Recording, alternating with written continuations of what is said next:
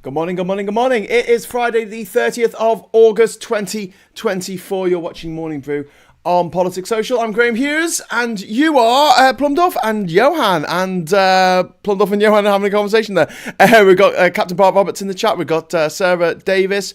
We've got Angela. We've got Colin Baker. We've got Simon M. We've got Cesar. We've got Captain Bart Roberts. Hello. Hello, everyone. If you'd like to join us in the chat over here, please do. All you have to do is subscribe to the channel, and we will make your dreams come true. Look at that massive subscribe thing there. Just subscribe to the channel. Didn't think it would actually come up that big. Okay, so today we're going to be talking about annoying Nigel Farage, which is one of my favourite pastimes. So the nicotine-stained man frog, aka the bollock-faced foghorn of ignorance, is once again on the front cover of the Express for the second day running. The second day running on the cover of the Express newspaper. It just shows you the level of disdain that the creators, the proprietors, the editors of the Express have for their readers, and also the people of Clacton. It must be absolutely made up that the US ambassador for Clacton is going around the world making all these pronouncements, usually from, I don't know, some nicotine-stained, disgusting faux marble palace somewhere. But it just amuses me that this man, who is a man of the people, he's a man of the people. Of course, he's a man of the people. I mean, he's a privately educated ex-city person, millionaire man of the people, but he's definitely a man of the people, and as such, he has got the people's interests at heart. And today he's vexed. He's vexed about the fact the good is bad smoking in pub gardens. Okay, first of all, let me just put cards on the table. Good, fine, ban it. I would ban smoking everywhere except your own private home. If you want to make your own private home smell of a small dead animal mixed with the smell of burnt hair, fine, I don't care. It's your house. Do what you like with it. Bring down the house value. I don't care. But I don't want to have to smell it. This is really, really important, okay? Two reasons I don't want to smell it. One, it's effing disgusting. And two, it kills you. It's like carcinogenic, like super carcinogenic. It's why most people in fires die from smoke inhalation. not from the fire necessarily. They don't get burned to death. They die before then because they inhale smoke. It happens when people are asleep, and they literally die in their sleep because they inhale smoke. Smoke is inherently toxic. It's inherently carcinogenic. It's inherently radioactive. And I don't want to smell it.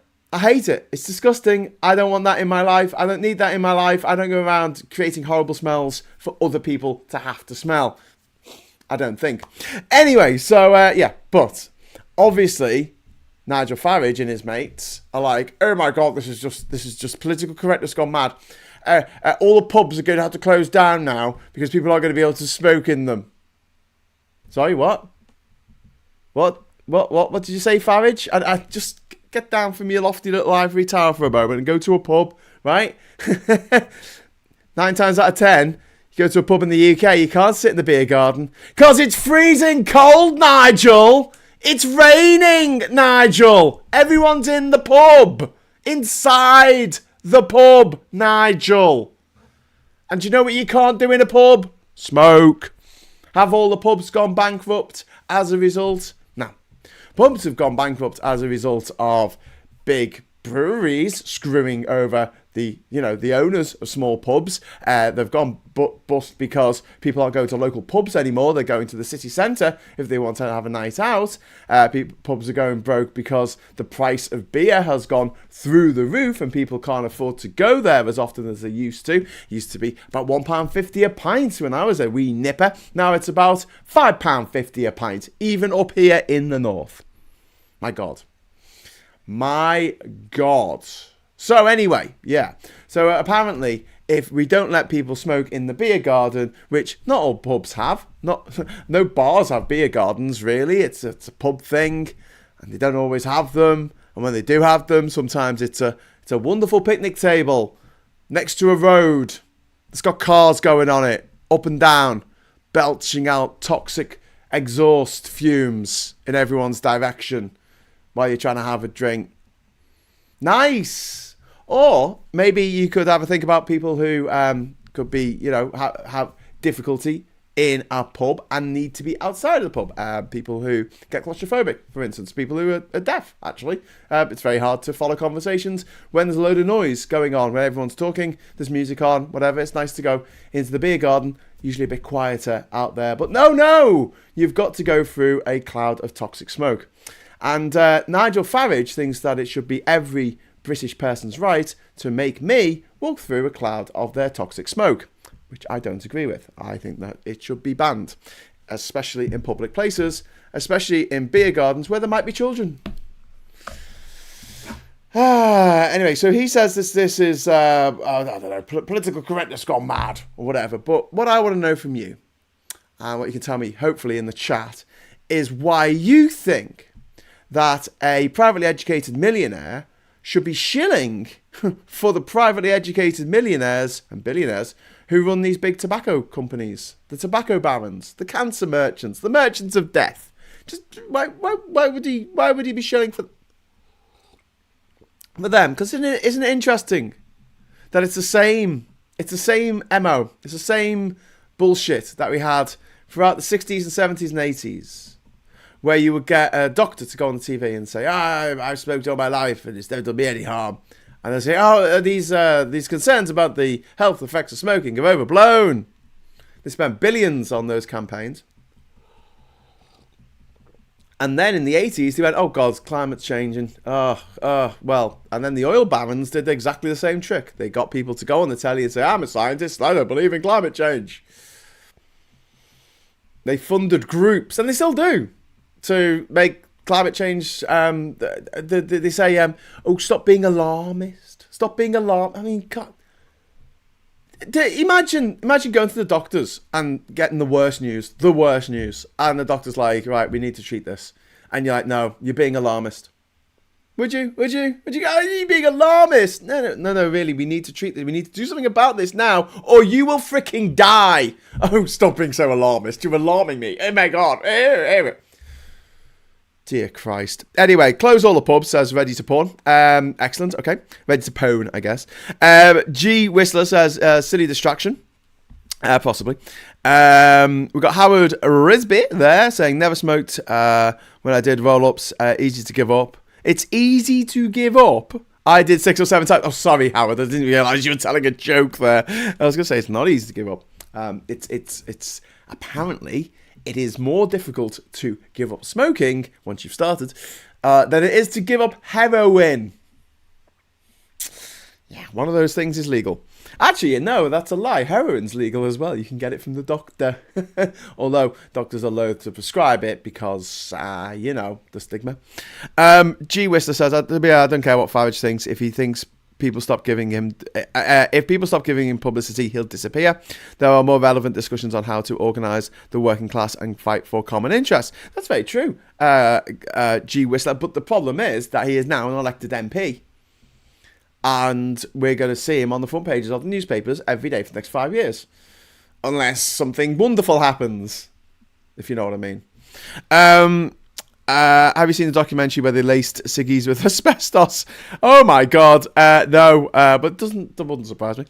And Alf says, the angrier you get, the happier Farage Tories are. If Starmer's not careful, he'll go down in history as a precursor to fascism.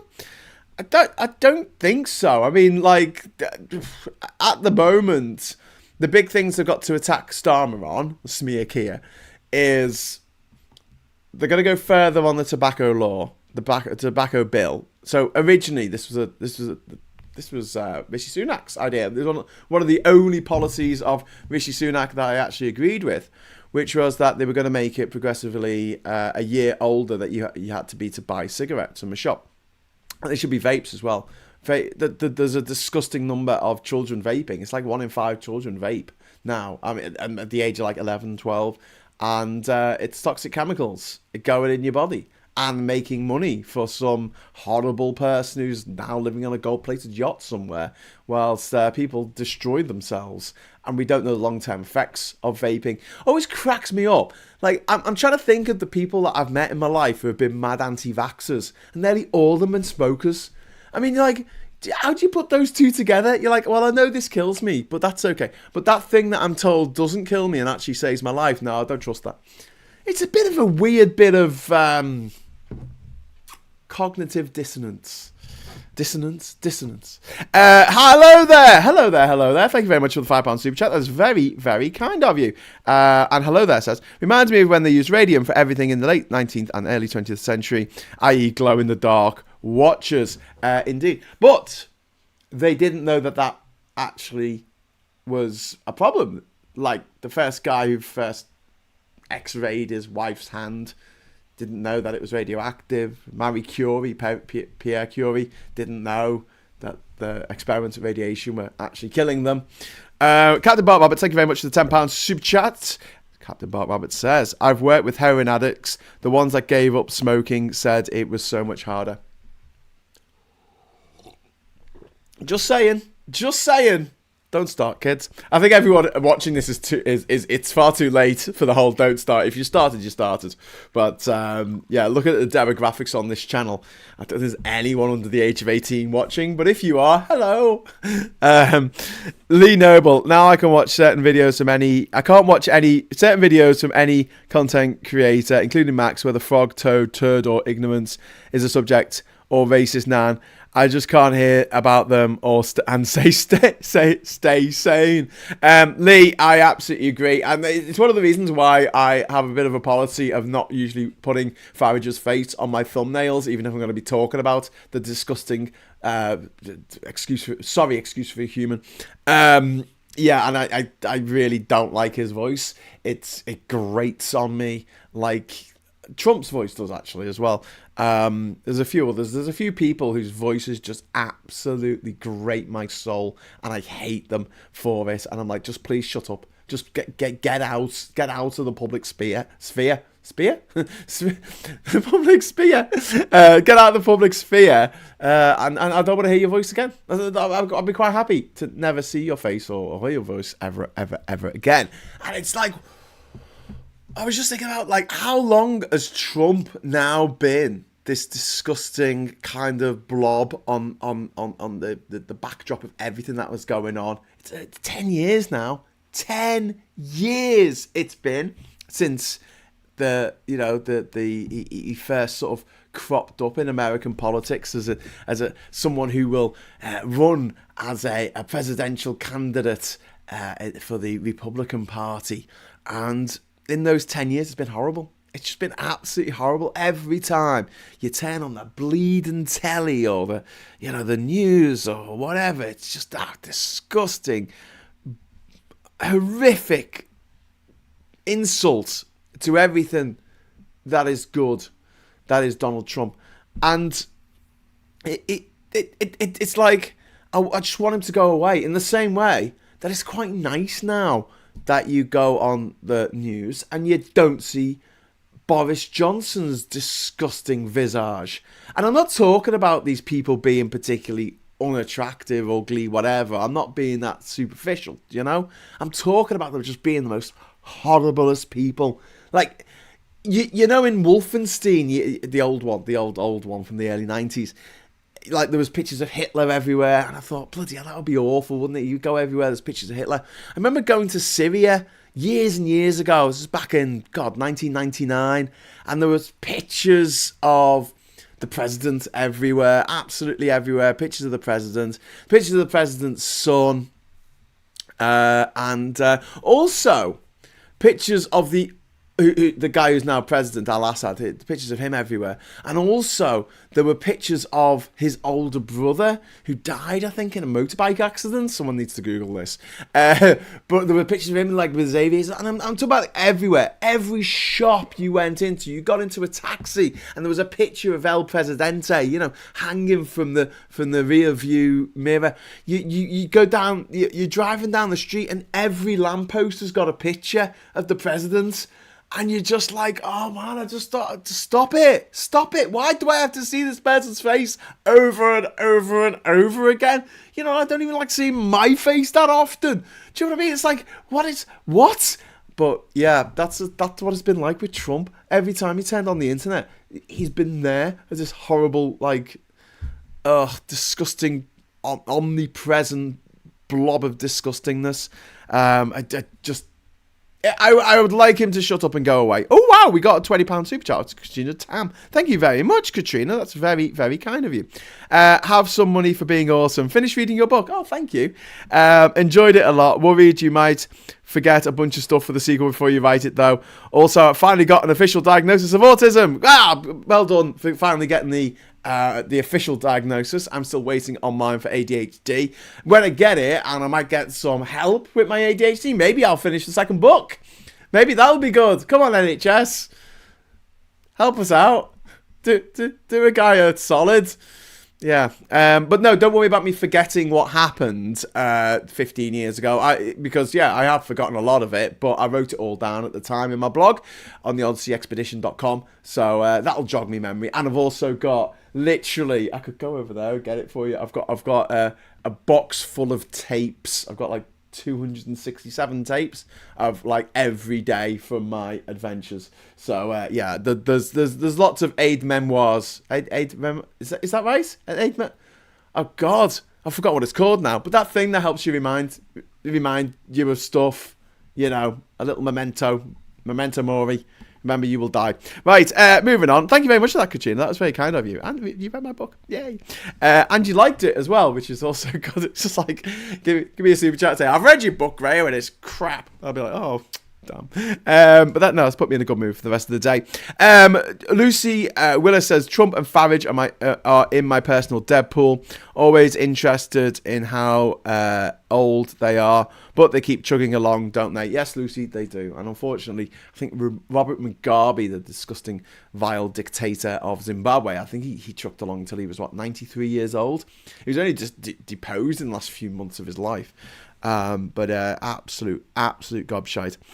Simon Smith says, I cannot wait till Farage stands in the chamber to oppose the ban. He'll be spouting pure Tufton Street Rolex. Yes.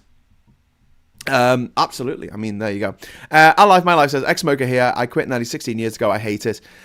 I did just quit. No nicotine patches, etc. Just did it. I now have COPD. My own fault. No one else to blame. I'm sorry to hear that, mate. But yeah, there is someone else to blame, because cigarettes were massively, massively marketed to us as kids. If you grew up like I did in the 80s, you could go to a shop and you could buy fake cigarette sweets from the shop. You went to the shop and to buy a copy of the Beano and some Garbage Pail Kids, and behind the counter was this amazing multicoloured menagerie of cigarettes. Like this, it was always advertised, always pushed. And when you're a kid, let's not forget, the one thing that you want more than anything when you're a kid, even more than the Commodore Amiga 500 plus, is to be seen as a grown-up. You want to be seen as a grown-up doing grown-up things. You want to do grown-up things.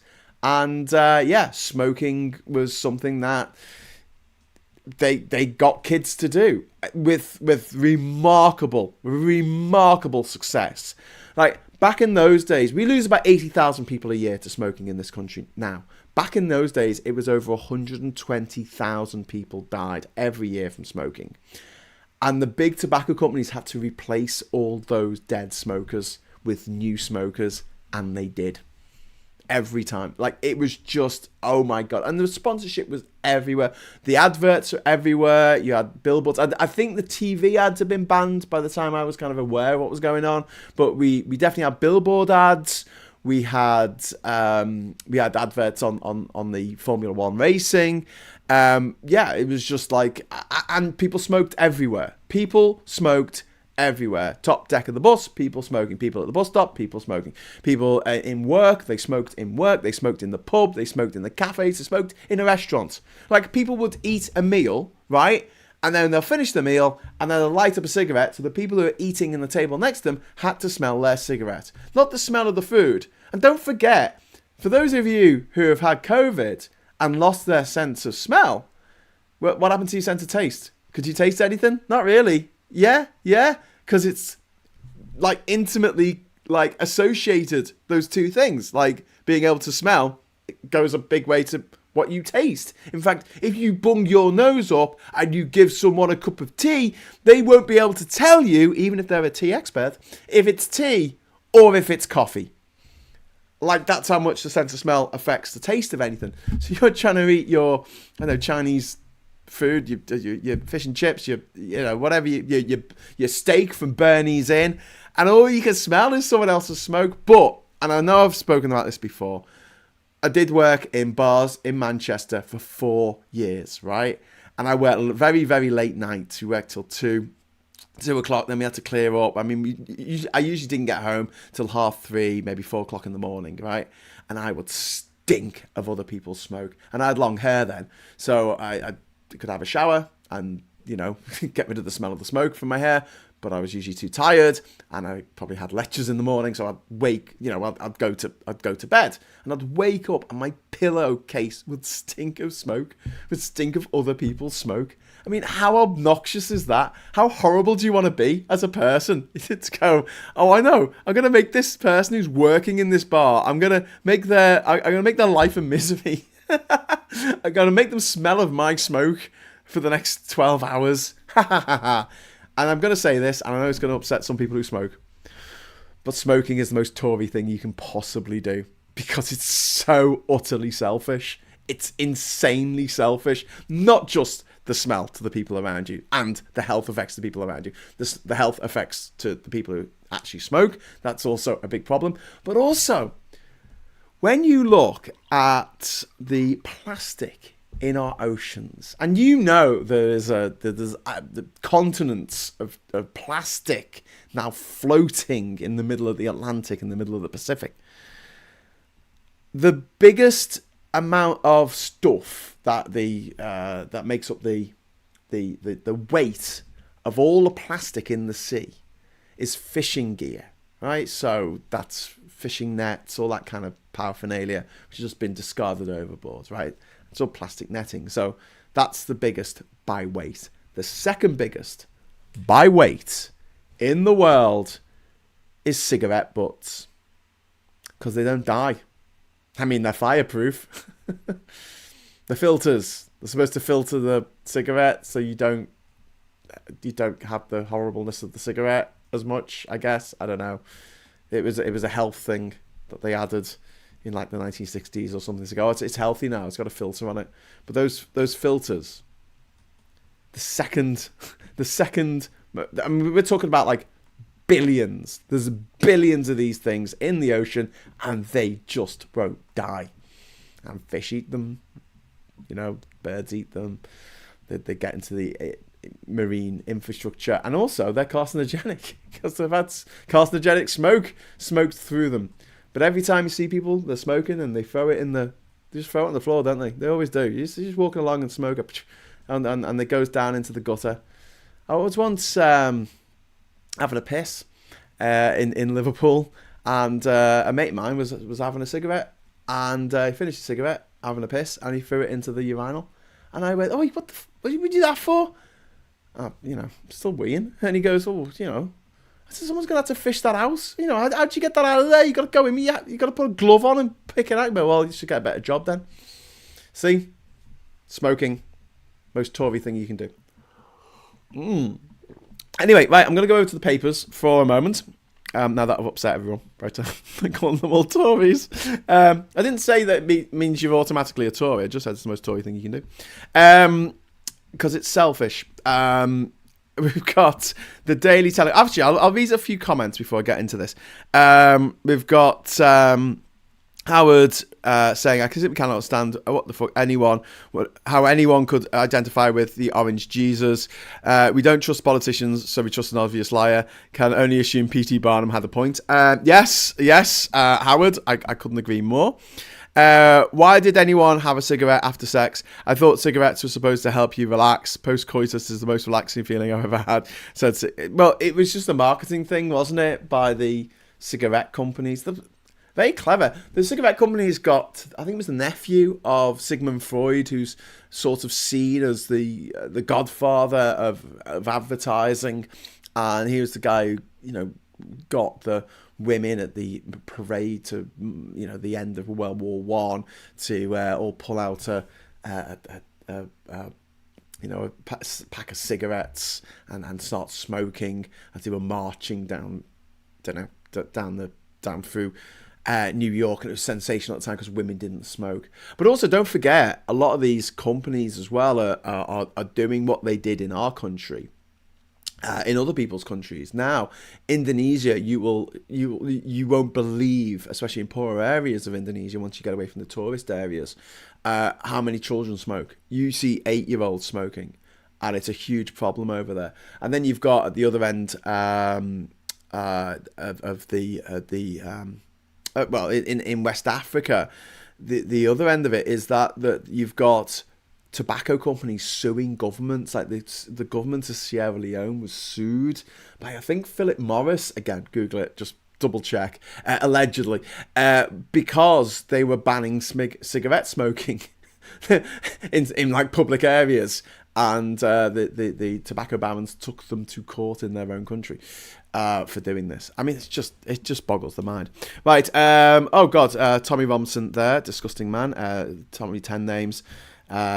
He used a series of different names to make himself company director of these companies. Oh, sorry, I just scrolled that down by accident. He plans to use Sikhs, Jews, and Hindus to turn people in UK against Islam. Workers to get right to demand a 4-day week. And the Tories warn, this is in the Tory graph, compressed hours plan for staff will leave businesses petrified. What? I want a right to turn off. I want a right to, when people are working and then they go on holiday, to actually not have to worry about being on, having to still check emails and stuff.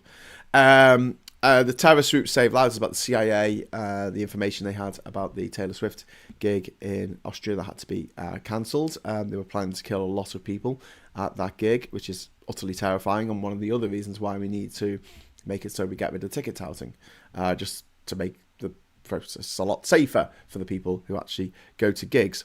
Workers to be weighed in office for health MOT. Middle-aged target in drive to cut heart attacks. I don't have a problem with that. I'd probably need an MOT. That's fine. That's fine by me.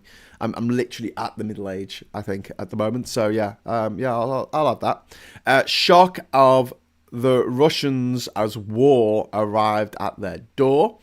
This is an article about the fact that Ukraine have quite successfully invaded launched a counter-offensive against in the Kursk region and Belgorod area of Russia, and the Russians don't seem to know what to do about it. It's really caught Putin on the hop. There's a Taylor Swift souvenir inside, and there's the Star and the Express. So, but use the same picture as well of Taylor. Okay, whatever. And then we've got Free at Last about a tiger. A lioness. It's not a tiger. It's a lion. Sir Keir sounded the death knell for our pubs. This is what I was talking about. This is on the front cover of the Daily Express. Can you believe?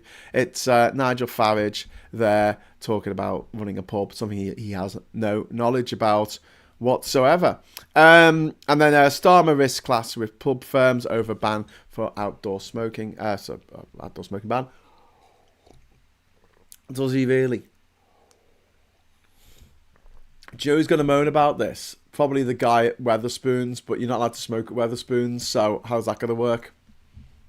In fact, Tim Martin, famously in Weatherspoons pubs, you weren't allowed to smoke before the smoking ban. So I don't know if he's going to come on board with Nigel Farage on this one. But all the private school kids all hang out together, so they might go along with it. The Daily Mail has a story there. I'm downsizing to a 1-bed cottage, so my adult children can't keep moving back in. Oh, God. These kids, these adult children, so a whinging boomer there. A 1-bed cottage. Not a 1-bed flat in Croydon No, a one-bed cottage, darling. It's just really got one bed in it because I do like my kids. They can piss off. Oh. I liked all this money, and I'm keeping it. And then we've got outrage as Starmer removes Maggie's portrait. I'm outraged he didn't burn it. And then we've got Starmer's smoking ban has pubs and clubs fuming. Let's see what they've done there. And they've got an article from Kirsty Allsopp and No T, who says, what teens see on their phones is far more dangerous than travelling alone. Yes, but you're not allowed to take your kids out of school in term time. It's just one of those rules. Although probably our kids go to private school, so I don't know if those rules are applied as vigorously as they are in the state sector. And then we've got game changer. We've got Sweden hails Kyiv's advance, talking about the advance into the Kursk region of Russia. And also Vance presses billionaire Peter Thiel to get off the sidelines and bankroll Trump, which we don't want him to do because we don't want Trump to win. But yeah, Peter Thiel, really evil man. With his fingers in lots of pies, sticky pies, and he's one of the founders of PayPal, and he's evil. Pubs fury. It's always fury, isn't it? Everyone's so furious. Just chill out, you know. Pubs fury at Starmer's outdoor clampdown. Stub out this SIGs ban plan, says the increasingly shrill and right-wing Metro. So there you go. There's your papers for today. Right, back into the chat. Oh God. Michael says I've had a heart attack. Oh my God, Michael, that's awful. It wasn't brought on by being overweight. It was brought on by stress in the workplace. My God. Yeah. I think that the work-life balance that we've all reassessed in the wake of COVID is something that these bosses are really struggling with. People are being more productive working from home. They're having to spend less on offices, less on the property and desks and lighting and all the kind of things that go with having to maintain an office somewhere. And to me, I'm like, okay, if people are happy to go in the office like once a week or once a month, fine. Like, okay, can we do that? They're more productive. They're happier. No, we can't have that. Even though they're more productive, yeah, why not? Because they're happier. We don't want that. We don't want our employees to be happy. We just want them to be miserable all the time. And more money for the CEOs. But I'm like, but you'd get more money from people being more productive. In fact, people are more productive now than they've ever been in history. Like the productivity level, although it has sort of flattened out over recent years, but I mean, since the advent of computers, people have become much more productive, despite attempts by everyone sending a freaking email that doesn't need to be sent to try and slow everyone down from getting stuff done, GSD. But yeah, you compare a worker in the 1960s with a worker in the 2020s. The worker in the 2020s does about twice as much work a day in terms of productivity. Yeah, people, you can even think about it like in terms of, I don't know, mechanical work, building work, anything, stuff in offices, any kind of job that I can think of. It's more efficient now than it used to be. That's why you can get movies coming out every year in a series rather than every 3 years as it used to be, because it just took so long to put a movie together. Is Graham suggesting Croydon's posh? No, that's what I wasn't. I was saying it's not a flat in Croydon. Sorry, I just like the name Croydon as somewhere to diss. Sorry to anyone who's from Croydon. I'm sure it's very nice. Croydon might not be posh, but it's still expensive like the rest of London. I live in a house share, says Siskin Edge. The way that the housing market has gone for both renters and buyers in the last 30, 40 years has just been absolutely disgusting. And the Tories have done it on purpose. They've done it absolutely on purpose, and you know it. Michael Foy, detests smoking. I worked in pubs as extra jobs when kids are young. Old trick learnt from nursing training. When a man stinks up, breathe through your mouth, then you can't smell properly. Indeed. But this is the thing, like, if you hate the smell of smoking like I do, like, the way that a smell will transport you back in time to a certain place and time in your life. Well, the smell of smoking takes me back to watching my grandmother die of lung cancer. So not great, not a happy memory. I'm not like, oh God, remember those days? I'm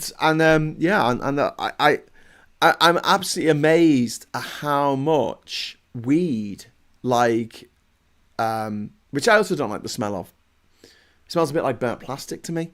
But God, how much it wafts. Like, if someone is smoking a joint while driving a car, right, or in a car, they might not be the driver, they might be the passenger, and they go past you, you can smell it. Like, and it lingers for quite a while after the car has gone past. They've got the windows down, even if they've got the windows up.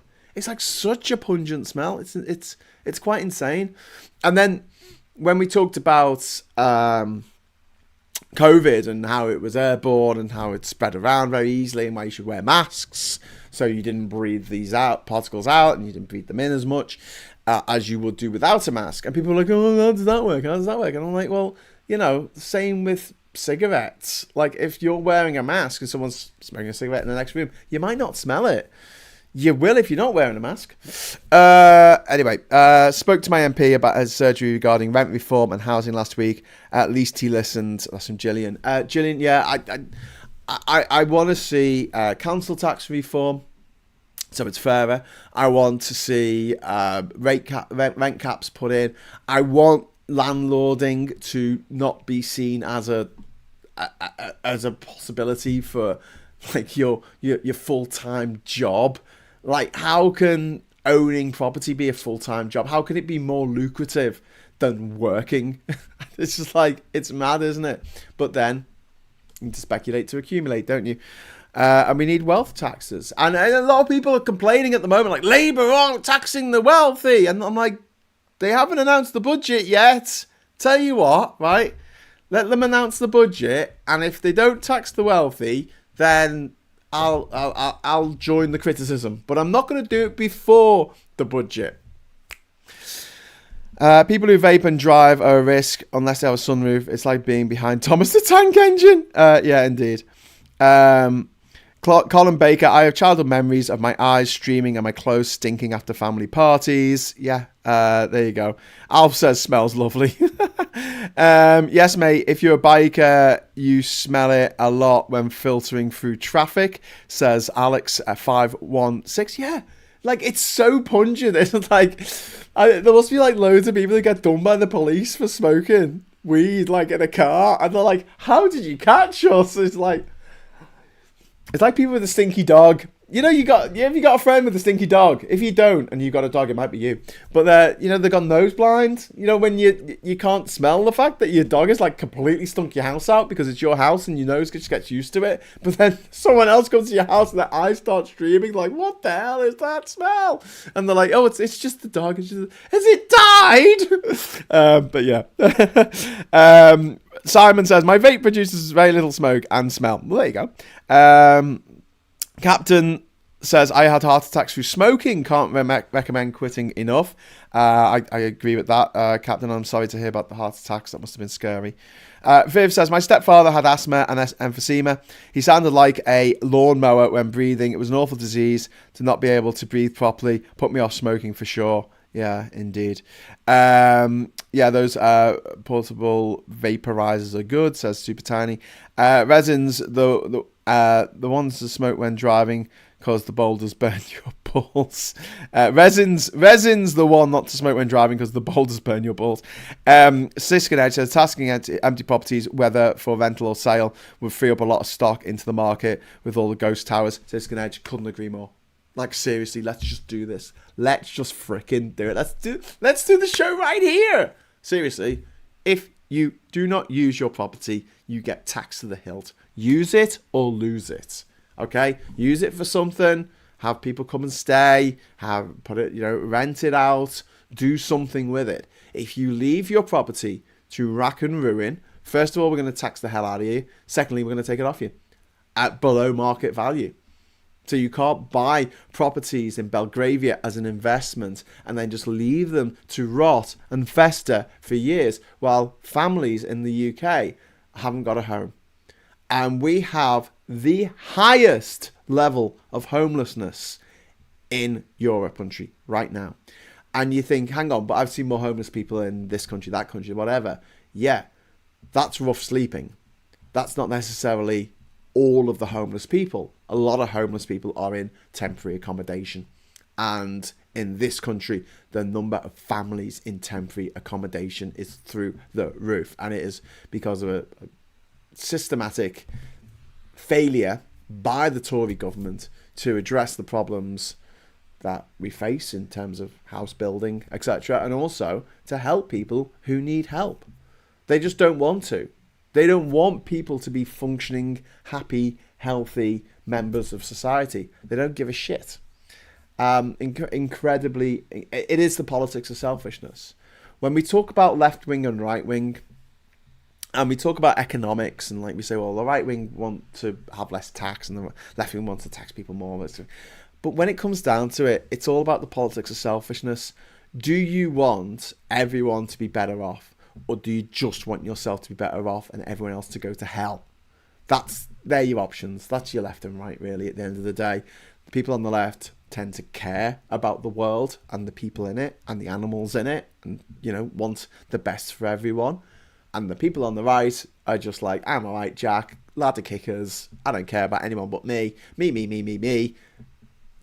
Cigarettes, cocaine. Siskine says, a land value tax would fix so much with not just housing, but farming too, with how farmland's treated as inheritance tax avoidance vehicle. That's a very good point, Siskine. And also, we need to get rid of leaseholds. Like, what even are they? I think we're the only country who has leaseholds in the world. It's just a bizarre, arcane thing handed down from the Mott and Bailey villagers of old. When you had the feudal lord of the manor and you lived at his whim. And fortunately, those days are long gone. Also, what's long gone is my deadline for finishing the show, because that was 13 minutes ago. But I will wrap up now. Temporary accommodation is often not temporary. Says Gillian Hope. I know. Yeah, indeed. Anthony says, also make tenants have rights. My landlords can claim he's using the property, but it's still a wreck and ruin, and he won't do a thing to fix it. Yeah, absolutely. I mean, look, there's going to be no silver bullet that is going to make one policy that's going to make everything awesome overnight. There's got to be a lot of things, and there's a lot of systemic problems in UK society at the moment. Nearly all of them caused by Thatcher's reign of error in the 1980s, and then followed up by the last 14 years of Tory mismanagement, misrule, austerity, Brexit, COVID response, and the mini budget, which has just put Britain into a bit of a death spiral when it comes to our economy and our society. And we need to get out of that death spiral ASAP. But it's going to take a lot of work, and we're going to have to work on it together. Conspiracy theory regards Tory press being against working from home. Who owns property in the big cities? Who owns the transport system? Tories. Indeed. The Duke Westminster would go ape if you got rid of leasehold, which would be great, says Stephanie Wilson. Yeah, I think it's disgusting that if I go into Liverpool city centre and I'm standing in Chivase Park, right? Public park. The word is park, okay? This is a park named after the war hero, Noel Chivase, who was one of the very few people to be given 2 Victoria Crosses. He was a doctor during World War One. Actually ran out from the trenches to go and treat soldiers in no man's land, and he treated both British soldiers and German soldiers as well. So anyone he found in no man's land, and he would drag them to safety, usually, with bullets flying past him across minefields and everything. I mean, just a remarkable man. And this park was named after him. And the Duke of Westminster bought that whole part of Liverpool. And basically, if you film there, so if I'm all right on my phone for some reason, but if I got out my video camera, my big video camera, and started filming there, I'll be told off by security. Not allowed to film here, mate. It's private property. A park. Roads. Paradise Street in Liverpool. It's not private property. You can't film on Paradise Street. It was a public thoroughfare, but now it's owned by the Duke of Westminster, who died, and then his son inherited £11 billion and paid no inheritance tax whatsoever.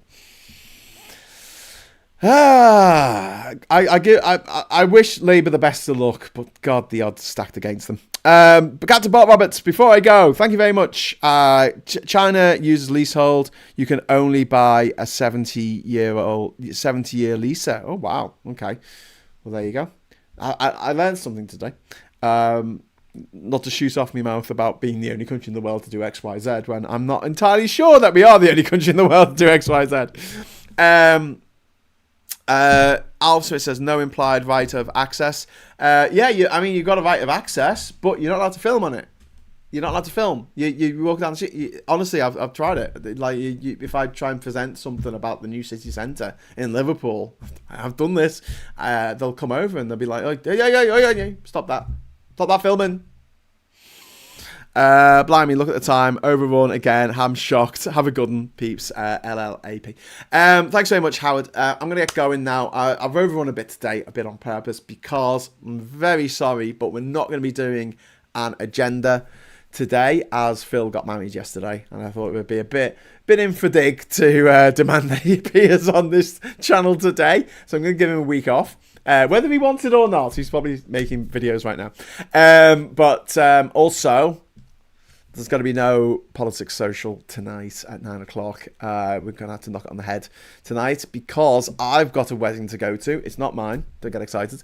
So I won't be in town to do it. So I'm really, really, really sorry. And I think this is the first one that we've missed since maybe last summer.